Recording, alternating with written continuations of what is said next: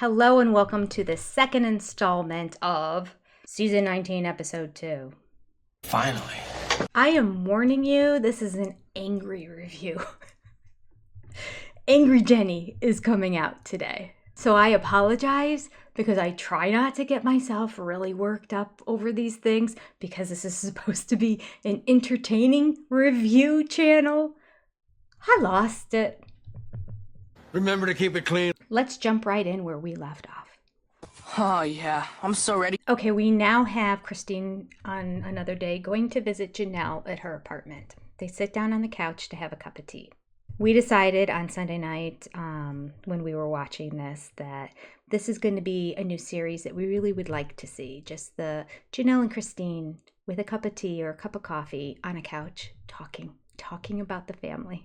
Talking about real issues of the family. I was thinking I would like it if they just sat there and watched old episodes and talked about them, but really shared what was happening and going on during that time. The real dirt. But even this that we just saw in this episode was lovely. Just the two of them sitting there talking about what's going on in life right now in terms of Janelle thinking about selling her share of Coyote Pass to Kody so that he would just own it all.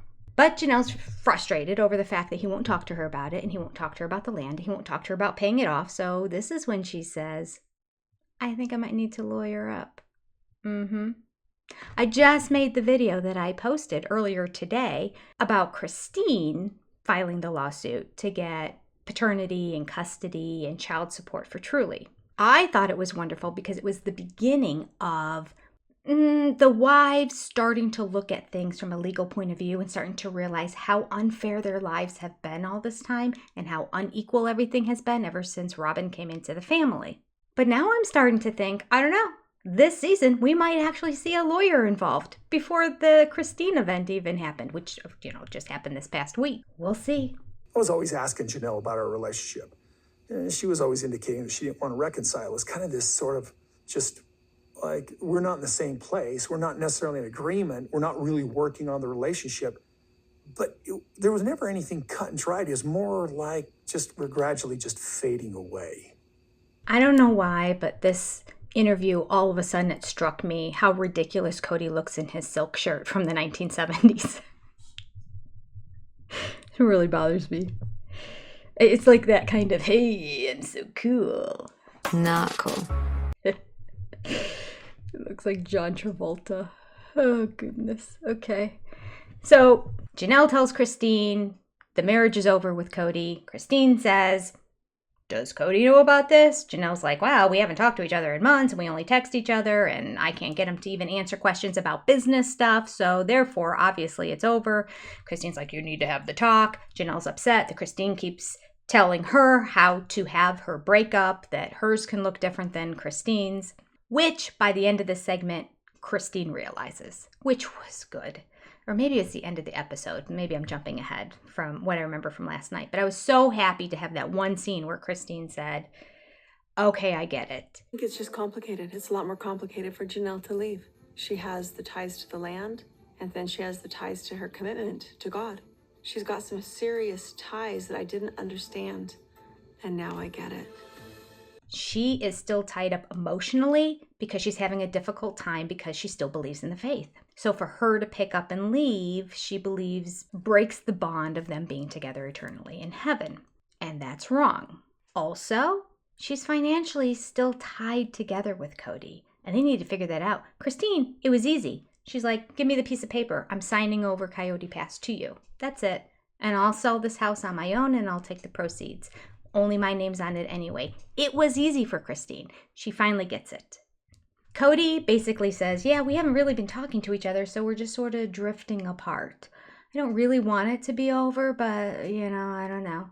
Translation, I have no idea how to sustain and nurture and develop a relationship. I have the inability to be the one to initiate any kind of reaching out, text, phone calls, get-togethers in person. It requires humility, and it's something that I do not contain. That's what that means. And then we have some very good classic season 2 Meri inserted right here. I just think this is so funny. This is comical. Kody's sitting here complaining about Janelle, saying that there was no communication, nothing was clear. Dude, you did the same exact thing to me. Exactly. Karma's a bitch. She's a little bit miffed at the fact that he's upset with Janelle because Janelle's not really communicating with him and just kind of drifting away. And yet, that's the exact same thing he did to Meri for over a decade. She's refreshing this season. All right, here's Kody completely contradicting himself one sentence after the other. He says we're in a different place in our faith, and I don't want to disparage my faith. And then the next sentence, we're all in this different place in our faith. I don't want to disparage my former faith. I'm not interested in it. I'm not interested in their BS. That's disparaging to call the faith bullshit. Just saying. I don't think he understands the word disparage. And then he comes back and here's his next sentence.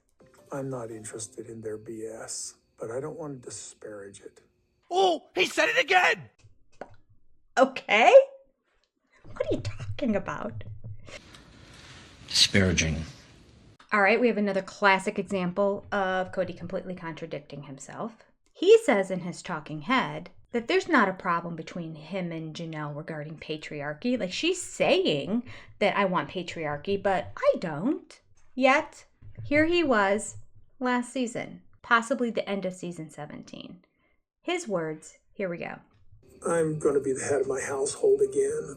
And so if everybody's willing to conform to patriarchy again, I guess, because I've been fighting to make everybody happy. We're going to go back to patriarchy, I guess. Wait, but you never had it? Or did you have it? Ugh, I'm getting a headache. So then he comes back and says, the producers must have pointed out that he said this at the end of season 17. And he's like, oh, but This whole patriarchy thing, I've never done that. I've never intended to. And when I spoke of it, it was out of grief and pain and failure. oh, okay. You can say whatever the F you want, Kody, and just say, I was struggling at the time. I didn't mean it. It is so hard to review his words because they are constantly contradicting themselves. Or as Kody would say, constantly contradicting themselves. His speech patterns drive me crazy. For anyone new who thinks I'm being really hard on him, I mean, maybe I am, I don't know. All deserved. If you've watched as I have since season 1, episode 1, all deserved. But I am a speech language pathologist, so this stuff is like hypersensitive to me. It's fine. Okay, so we get a little timeline information here in this next segment. Kody says that 8 weeks ago, Meri came up to him and said, okay, since this is over between us, I am going to go to Utah to our church and request a release from you in our marriage. Now, Kody doesn't want a release because when you fill out a release, both people have to sign it and there has to be an explanation. You have to go to the church leaders and explain what went wrong that would make you want to have a release and have them grant one.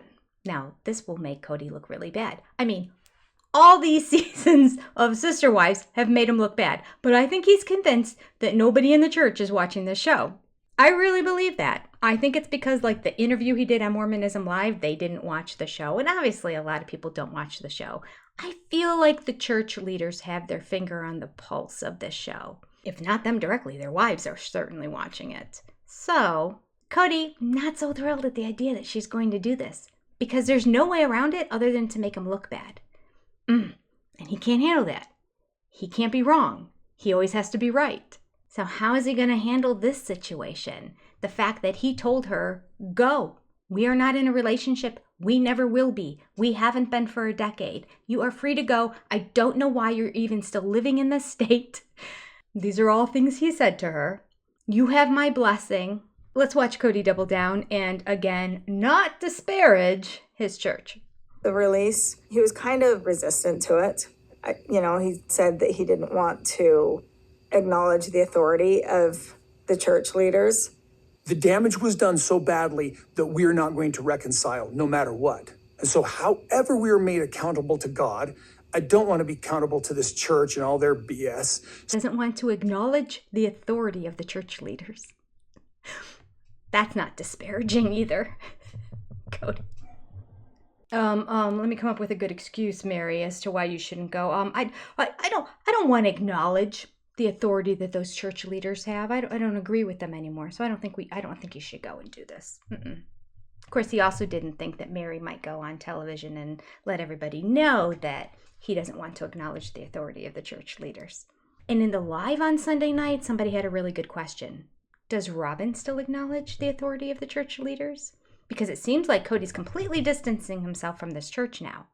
But Robyn has claimed it's her life. So where does she stand with the church leaders of the AUB faith? I'm so curious. It was such a good question. So I'm going to let Meri go and do her thing. Because if I'm angry at her, it becomes a fight. I needed her just to go away. Because it just took forever for her to finally realize. It's been done and over for years. I love how this is a revelation to Kody. I'm not going to fight her on this, even though she's 100% in the right for doing it, because he's the one that told her, we're done. So he's not going to fight her. He has no ground to stand on to fight her, but okay, he's not going to fight her because, if he contradicts that or has any argument with her, like, it'll turn into a fight. Oh, really? Is that how that works, Kody? When you disagree with somebody after you've done them wrong for over a decade and humiliated them on national television, when they say, I just want to peacefully walk away and sign this paper, if you fight that, you think the two of you might get into a fight? And this is Meri's problem? Oh my goodness. He's too much. I need her to just go away. Remember those words. Oh, he is so horrible. It's taken her forever to finally realize. He has been trying to walk this line. He's been trying to be as mean, rotten, and horrible to her as possible so she would leave him. But yet in private, he will tell her something different. Yet at the same time, when they're not getting along, all of a sudden he changes his tune. Maybe we will get our relationship back on track. He has messed with her head in such a major way. I mean, this is messing with my head, trying to figure out this episode. I can't even imagine living with it for over a decade. I'd rather stick needles in my eyes. Again, he's being very clear here. Not to her face, of course, but to the camera again, he's being clear. It's been done for years. Can't believe she hasn't figured it out. Go, woman, just go. But wait, he'll say something else later. You're not going to believe it. When Meri and I got married, there's a lot of wisdom that we lacked in our marriage. Okay, let me just stop for a second. When everybody gets married in their 20s, they lack wisdom. Move on. I didn't know who she was. When we got married, she was very different. And I think just there's some baggage that Meri had that I didn't know about. Initially, I felt like I could live with it. Oh, she came with baggage. What else mean can we say about Meri, Kody? How else can you try to justify your actions? Let's watch. I mean, here, baby, want a piece of gum? You know I don't like spearmint. Out of everything that's gone down, that's what you're pulling? The fact that you offered her a piece of gum and she said, I don't like spearmint? Spearmint! All right, let me just say, Meri has an aggressive tone of voice. She does. End of story. Don't argue with me about it. Don't try to defend her online. I'm a speech language pathologist. I am very in tune with pragmatics, vocal control, vocal volume, intensity, and articulating sounds. All of those together have different components that if you get the worst of all of them and put them together, it's intense, okay? This is Meri. It's something she's had to work through over the years, and something she said she has worked through over the years. Her and her counselor have both admitted when they were in Sedona, the counselor, Pat, from back in Utah said, we've been working on this, Meri. We've been working on your tone, your delivery, all that kind of stuff. Okay, put that to bed. Meri has a rough way of speaking. So now Kody is proving his point by saying, I don't like that kind of gum. Could it be possible that this may not be the first time he's offered her that gum, and that she told him, I don't like that kind of gum. And then he comes back again and tries to give her the same kind of gum, and she's like, I don't like that kind of gum. And then he comes back again, and she's like, I don't like that gum.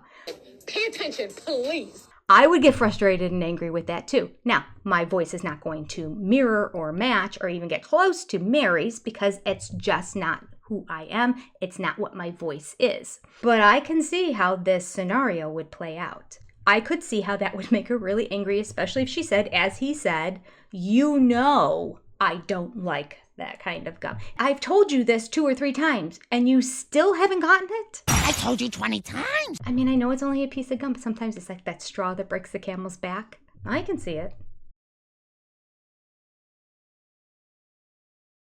Oh, okay, I'm sorry. I'm going to have to point this out again. Speech therapist. I can't live in a world where she is constantly angry with me. Wait, he says constantly? Gets on my nerves. Here we go. I can't live in a world where she is constantly angry at me.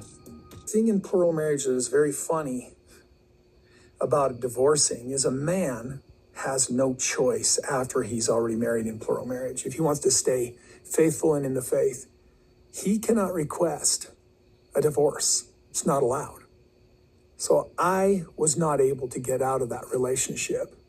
Okay, let's analyze this for a quick second, okay? Again, Kody, victim, same thing he said on the couch interview, where this is a whole different environment, a different day. He has to bring it up again. A man can't leave if he wants to stay in good standing with the church. Kody's not in good standing with the church. He wasn't in good standing with the church the minute the show began. They did not want him to do this show.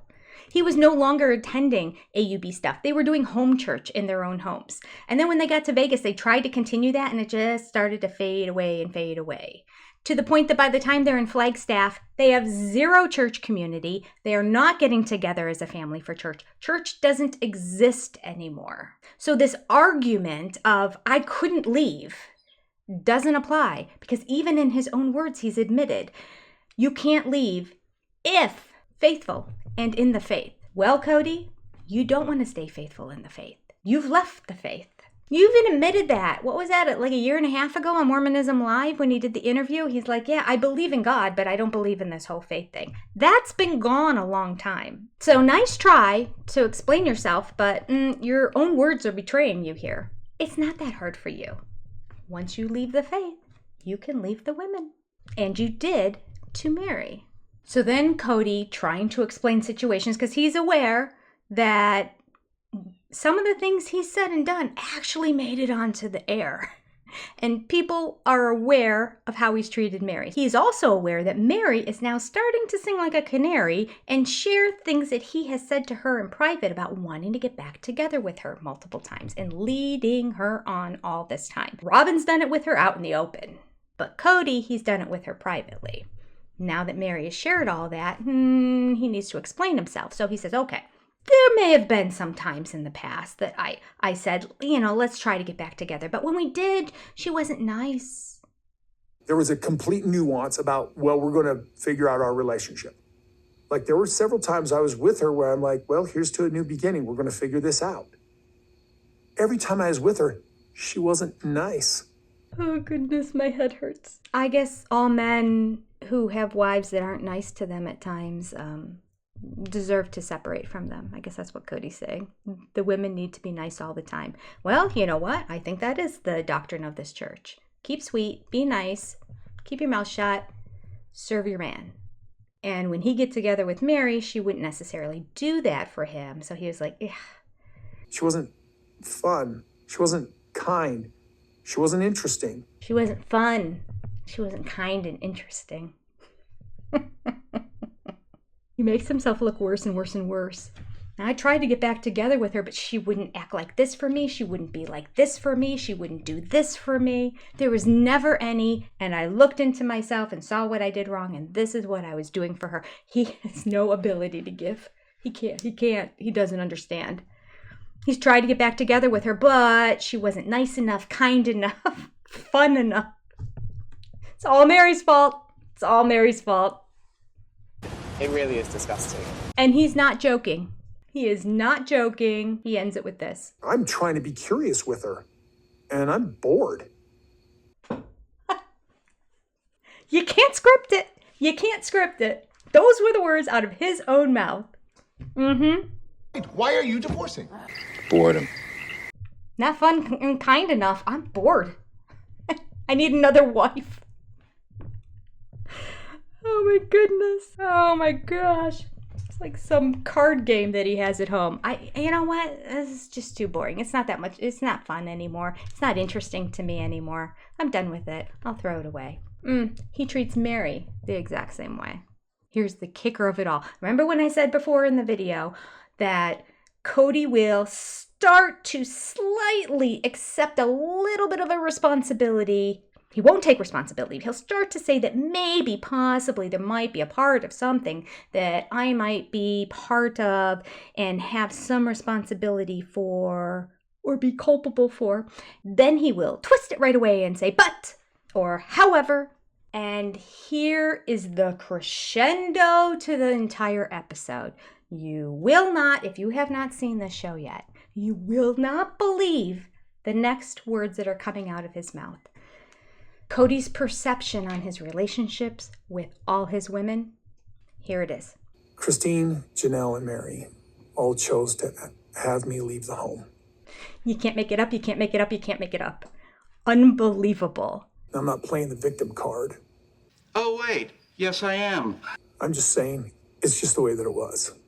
And that I wasn't ever going to leave them, no matter how much I didn't love them. This man is sick and twisted. But they made choices that separated us. And maybe I made choices that separated us, but they eventually moved on. How can he lie like that? And he says it so intensely like this when he's talking, as if that gives it more validity or something. It just makes him creepier. So it makes him a liar and a creep together when he talks like that. Drives me crazy. I didn't kick me out. Oh my gosh. Meri didn't kick you out either. There was a time when the two of you weren't getting along that she asked you to not stay there for a short period of time. And then she was upset that you refused to come back. She wanted a break from you. That was it. That could be the only thing that he could relate to with Meri. And after that, we have 12 years of watching her beg him to be in a relationship with her. Beg him. And he has the balls to say, I didn't kick me out. They kicked me out. Oh, the rewriting of the story. It's pure fiction. It's beyond. I don't even have words. I can't. Such a blatant lie, such an incredibly blatant lie when it comes to Meri. It's unbelievable. Because we're talking about this in relation to Meri. We're talking about this because he's upset that Meri wants to go to the church and let them know how Kody's been and say she wants a release from him. And his ego is bruised. So to combat that, he's going to full on tell a lie and say Meri kicked him out. Like we haven't seen the past 5 to 10 years of the show. It's unbelievable. It's their fault. He says, I'm not a victim.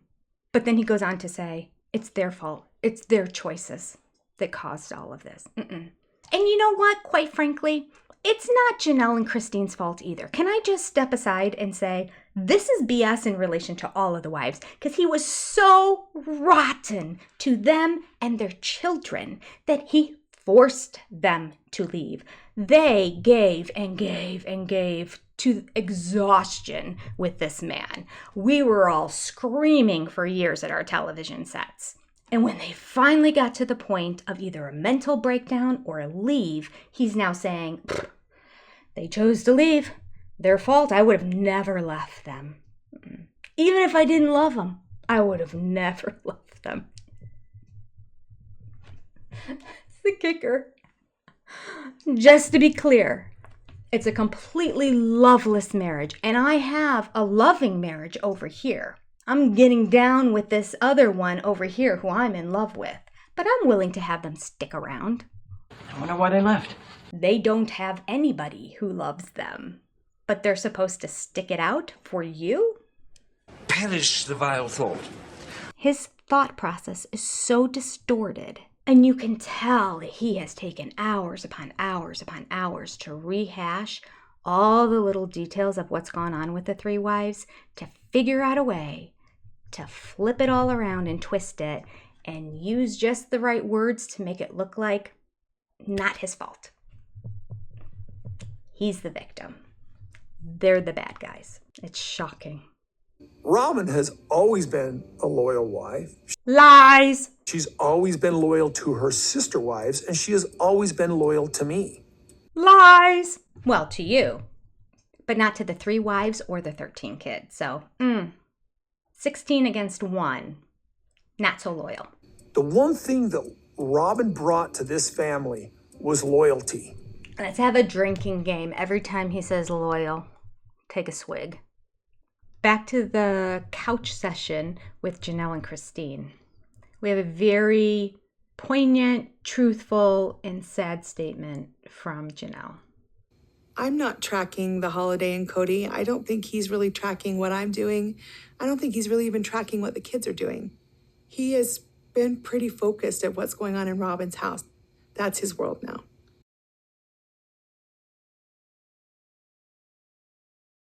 So what I tell people is I'm just no longer with the father of my children.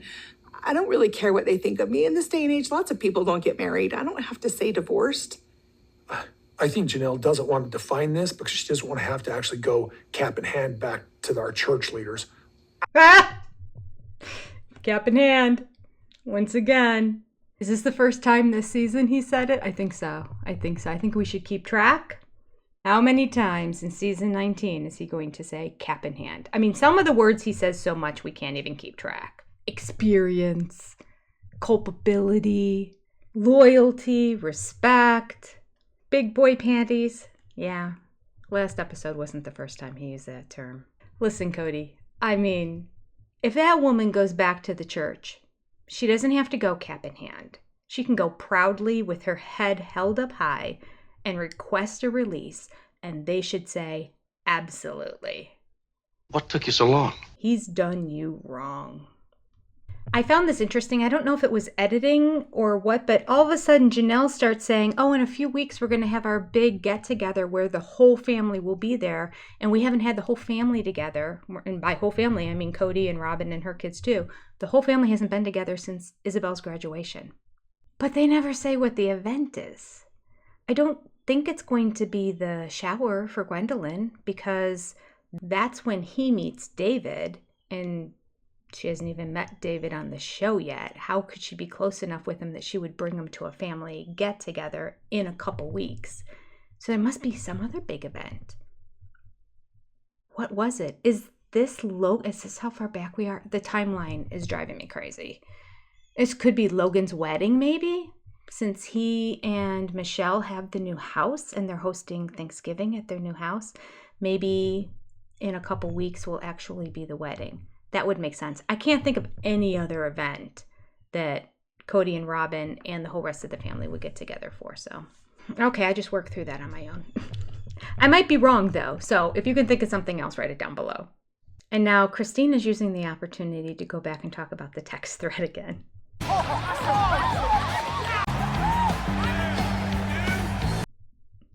I mean, it flowed naturally. You know, it was about how the family's not getting along and hoped that they would communicate again and everything. And so she brings it back to the text thread.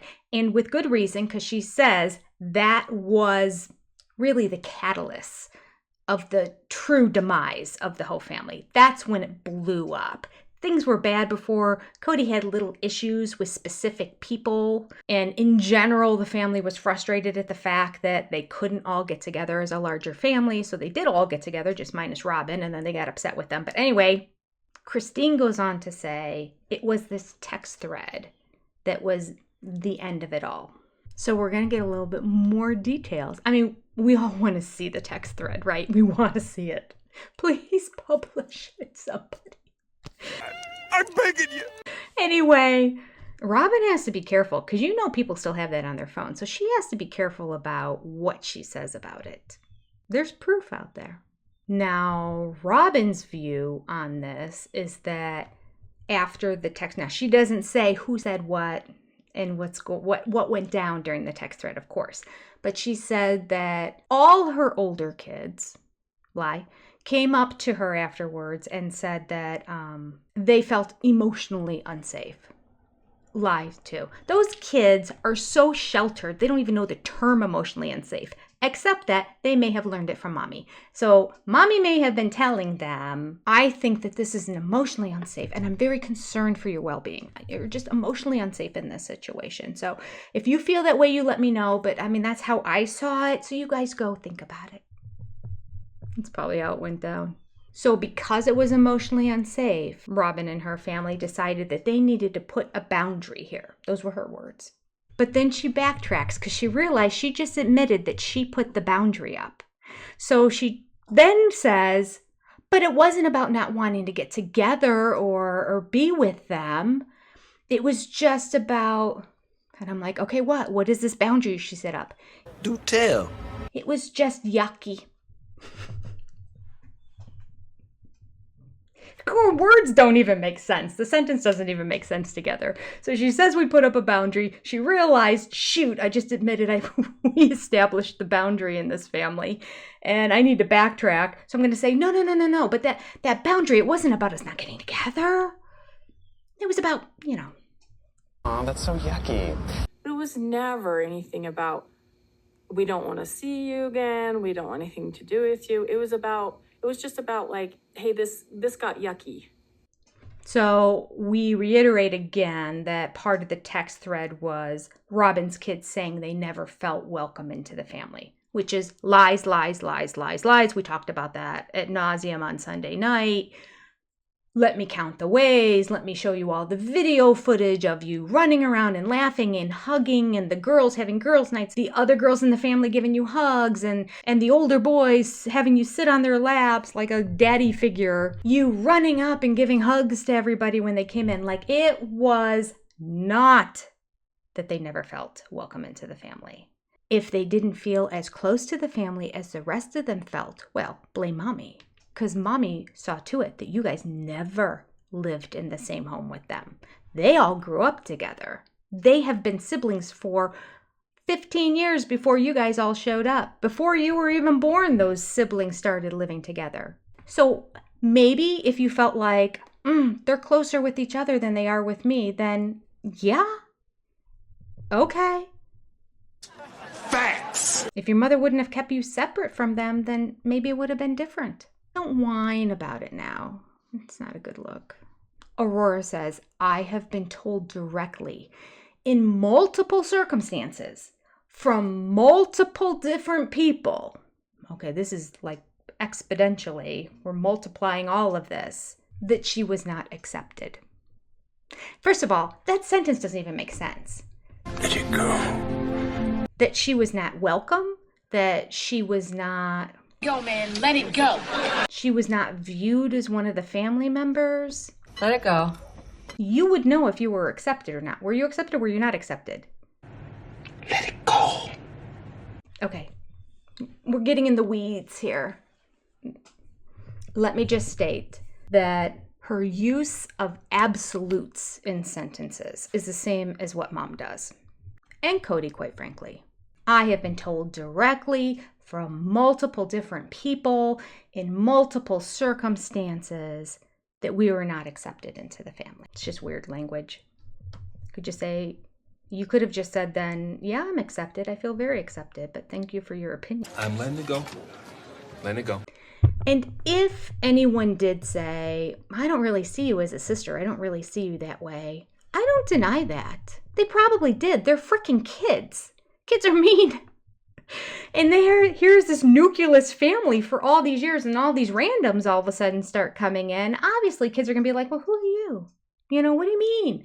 And the parents all admitted that they told their kids, you have to accept these new kids. These are now part. You just treat them that. They didn't do the work to properly integrate Robyn's kids into the family. Robyn didn't do it, and the other moms didn't do it. I can see Peyton. I know Peyton had a difficult time at first with them, although eventually Peyton realized when Christine sat him down and said, listen, Dayton might not be around in a little bit. He can go live with his dad if he wants to.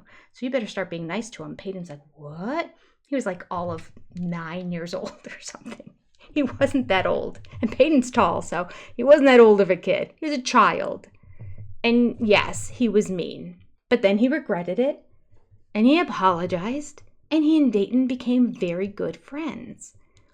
So this narrative, like, I don't know if they're plucking out one or two instances from 15 years ago and saying this is how it is. I mean, it's very possible because we know Kody and Robyn do that same thing. It's just... You drastically misrepresented the reality of the case. Your conclusions totally misrepresent the facts. Isn't that misleading? When all is said and done, so I. Because you know she didn't say in the past year or just the past few years or since we've been to Flagstaff this has happened. No, because I don't think any of this is true as of now. I think all of this is what happened like that first year or two when they were in the family, which is completely understandable, and every other family would go through the same thing. So, why don't you tell us how you really feel? But I do know that Gwendolyn saw Brianna as like a best friend. And I know Savannah really liked Brianna too, but Brianna was always mean to Savannah. This is just so dumb that they're finding a couple instances from way back in the past and saying, this is how it is. It's just wrong. It's lies, and we're not stupid. They're yours? Robyn's kids and Robyn were invited to everything. Like everything that we did. They were always invited. And I would just say, just come into the house anytime you want. Isabel was so close to Robyn's kids. And McKelty, come on, she lived with them for a while. There were hard times, and my kids were frustrated. But they always considered Robyn's kids, their siblings, just the same. Truly didn't even know that Dayton, Aurora, and Brianna weren't biologically her siblings as well. She had no idea. That's how combined we were. There's some people in my family that feel like they are superior to others. And they're like, oh, well, we're not going to include them in our club. He has nerve, doesn't he? I mean, really. There are some people in our family who think they're superior to others. His ability to project who he is and what he thinks and how he is onto other people, it's epic. I've never seen anybody do it in the way he does with such a straight face. I'm going to move forward and find happiness and joy outside of my club, because it was my club and I got kicked out of it. I'm going to find peace and joy outside of my club because it was my club. And I got kicked out of it. It's your family, Kody. I don't know how many times I've had to say this to you. Clearly you don't watch my channel. It's fine. I don't really want you watching my channel. This just goes to show what I've said so many times in so many videos. Kody sees the wives and the children as things to collect, things to have, not a family.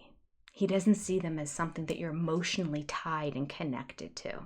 He sees them as a club you join. And just as you can join clubs, you can stop participating in the clubs. And his perception is this club he got kicked out of. Not true, but we're just going to go with his train of thought. So he's just going to move on with his life. He's not even going to try. He's not going to try to get back into the club. If I were at school and I joined a club and I got kicked out, I'd feel so embarrassed and humiliated. I'd be like, what did I do wrong? And I'd go talk to the advisor. How can I get back in? I'm so sorry. I like this club. I like the people in it. What can I do? Not Kody. But the sad part is it's not even a club. It's his children. So at the very end of this episode, the producer asks all of the wives, what was life like with Kody and without Kody? Janelle shares, life with Kody when he was there was difficult. It was always having to have things the way he wanted, always preparing certain foods because apparently he may have had allergies, but she didn't even know. It was really kind of funny. Robyn gives a Pollyanna response. Everything's always the same. We always have to share him. That's part of being a polygamous wife. I understand. He's not always going to be there. Although he is always there. But anyway. Meri, season 2 zinger. I can't remember. It has been so long since Kody's been around at my house. I have to say, I'm sorry, there's a dog yapping like crazy in the backyard. So if you can hear that, my apologies. I'm even upstairs. I don't even know where the dog is. We don't have a dog on either side of our house, and we have a lot of woods in the back. So I don't know what's going on. So at the very end, Janelle is saying, you know, I still believe in polygamy and I would do polygamy again, but at the same time, I am loving my free time. I am loving turning out the lights when I want to at night, reading a book that I want to, watching what I want on television. She clearly catered to what Kody wanted when Kody was there, as I think they all do, which is why he is the way he is. Partly. But that being said, I just want to put out there, if anybody knows Janelle Brown, let me share with you. Janelle, you can be in a monogamous relationship and still have your independence. You had a lot less independence in this polygamous relationship than a lot of women have in a monogamous relationship. You can go your own ways. You can have your own jobs. You can have your own schedules. My goodness, 50% of my girlfriends live in separate bedrooms from their husbands. It's just nicer that way. It's just easier. For the same reasons Janelle's saying. Doesn't mean there's a problem with the relationship. Doesn't mean they're still not getting together. Doesn't mean they don't want to spend time together. It just means they just want their own independent time when it's time to go to bed. She can have that. So then we went down a huge rabbit hole on Sunday night of all of the different people that we think Janelle should get together with. And we came upon the decision that it needs to be a military man because he'll be gone a lot. So she'll still have that independence time. But then I was saying, well, no, he needs to be retired military and now own his own logging business, because that would make Kody so jealous. Ex-military, and he owns this very successful logging business. But the logging business has to take him away for a decent amount of time for travel. So Janelle has her own space. And then we threw out the idea of maybe a retired military general who was also a pilot. And so now, after retirement, he's flying. He's a pilot on one of the airlines. So he's gone a lot for that. Janelle gets her alone time. She also has a lot of airline miles to go traveling wherever she wants. Anyway, that's what we decided. Who is the perfect man for Janelle? Write it down below. What does he look like? What does he do? That is it for this episode. I'm going to go make myself some comfort food to make myself really happy right now. Something with lots of carbs.